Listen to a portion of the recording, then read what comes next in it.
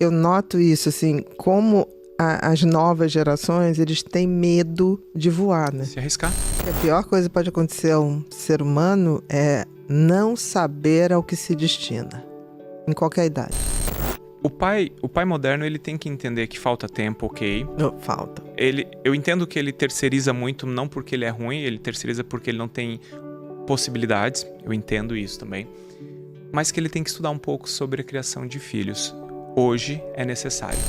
Ter filho é um investimento de longo prazo, para a vida toda. Uhum. Então, assim, tem que saber se quer ter.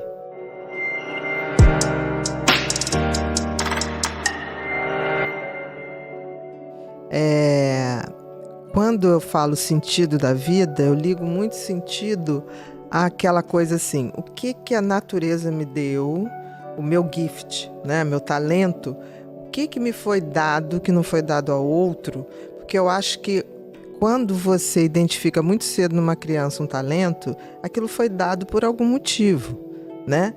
E eu acho que quando a gente descobre nossos talentos, a gente começa a dar sentido à nossa vida.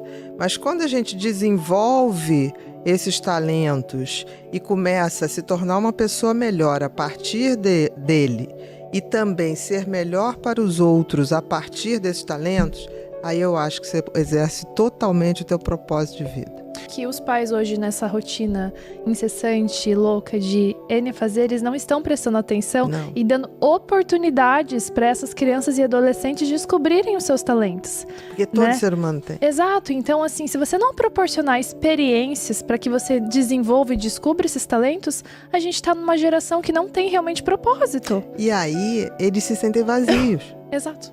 Porque esse vazio começa a ser preenchido com coisas superficiais. Uhum. E sempre que você tem vazios, ele vai ser preenchido ou com sentido e propósito, que é o certo, ou então grandes vazios vão dar grandes problemas, os vícios. A coisa mais simples de preencher vazio é vício.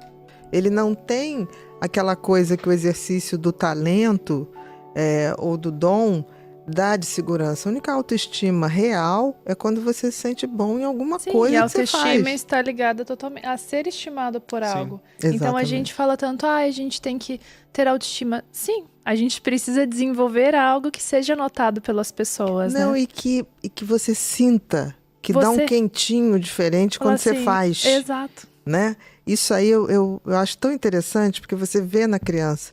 Tem crianças que assim, pega uma música, o desenho, mas aí tem um que quando pega a música, ele literalmente sente a música.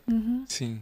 Muda a fisionomia, ele fecha o olhinho, é diferente. Tem outro quando desenha, você vê ele viajando naquele desenho. Longe. Tem outros que representam, tem crianças que representam, que você fala assim, o que é isso? Não. E que imitam os adultos com a precisão, que você fala, gente, eu não tinha notado, né? Esse gesto.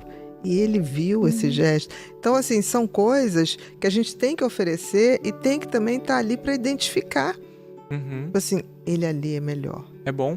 E o importante, principalmente para quem tem mais filhos, é saber que os filhos são absurdamente diferentes. Totalmente. Mesmo criados na mesma casa, não com as mesmas orientações. Né? Jamais. Individualizar a criança, né? Porque cada criança vai ter uma predisposição. E essa comparação que às vezes muitos pais fazem, querendo colocar cada criança no seu quadrado, né? Como se assim fosse uma fórmula mágica engessada nesse sentido. E não existe. A gente pode criar da mesma forma e ter que realmente identificar os talentos de cada uma.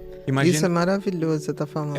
Imagina o quanto cruel é um irmão ver o outro irmão conquistando algo naquilo que ele é bom e ele não, e os seus pais falando ali, olha, tá vendo, seu irmão conseguiu, seu irmão venceu. Isso é cruel. Isso é cruel.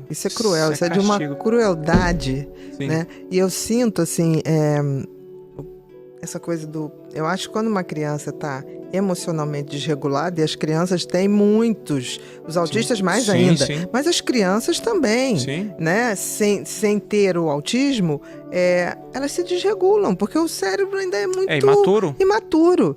Aí o pai, hoje eu estava falando que a gente tem que acolher, esperar passar aquele descontrole emocional, para depois a gente, numa hora mais propícia, falar sobre o que aconteceu, mas não na bronca, mas ensinando como fazer, fazendo, né? Porque a gente tem que fazer para dar o exemplo. Sim. O pai moderno, ele tem que entender que falta tempo, ok? Não, falta. Eu entendo que ele terceiriza muito, não porque ele é ruim, ele terceiriza porque ele não tem possibilidades, eu entendo isso também. Mas que ele tem que estudar um pouco sobre a criação de filhos. Hoje é necessário. Porque em outrora, aquele conhecimento era transferido da avó que tinha 10 filhos para a mãe que tinha 7. A mãe tinha a irmã que tinha mais 7. A soma das duas irmãs davam 14. E você ia tendo mais troca de experiência culinária, afetiva, amorosa. Ou seja, você vive equações que alguém já viveu e alguém resolveu de alguma outra maneira. Hoje em dia, não. Hoje em dia nós temos famílias que vivem em pequenas contingências ali, um filho, quando tem um. Muitas vezes não tem primo, se tem primo mora longe. E aí estão tentando criar as crianças à base do instinto. E no instinto não vai funcionar, porque instinto é para sobreviver, instinto não é para educar. Exatamente. É importante entender de temperamentos, é importante entender de linguagens de amor, é importante entender de camadas da personalidade, é importante entender sobre o cérebro. Da intervenção, né? Quando deve ser. Como eu me conecto com essa criança. Olha, quando a criança está desregulada, você não vai se conectar. Mas de jeito nenhum. Você vai acolher. Ter filho é um investimento de longo prazo, para a vida toda. Então, assim, tem que saber se quer ter.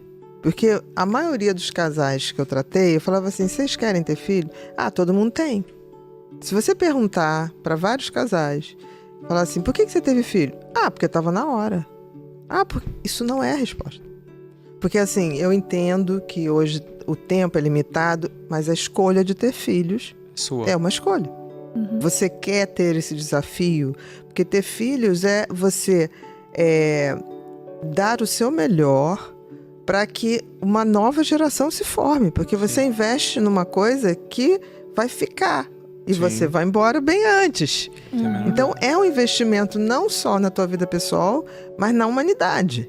Mas as pessoas não têm essa noção.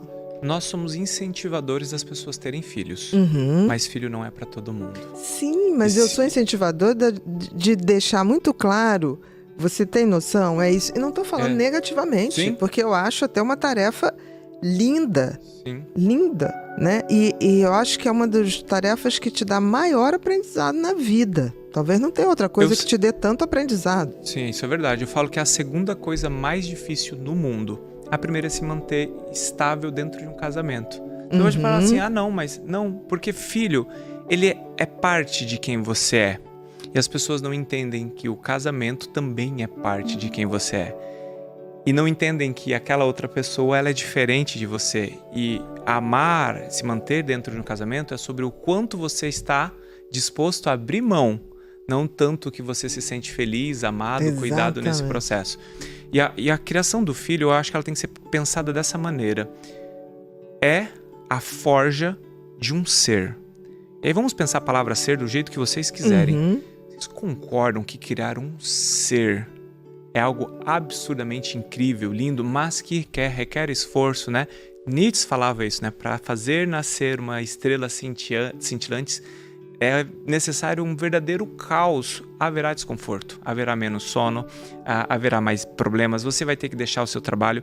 As mulheres muitas vezes vão ter uma pausa na carreira, não vão crescer tanto como os homens, porque na boa parte das vezes é a mulher que fica com a criança. Sim. Só que nada supera, para quem conhece, quem vivencia isso, aquele cangotezinho de manhã, bem cedinho, bom demais. com um cheirinho de suor seco da noite, é sensacional.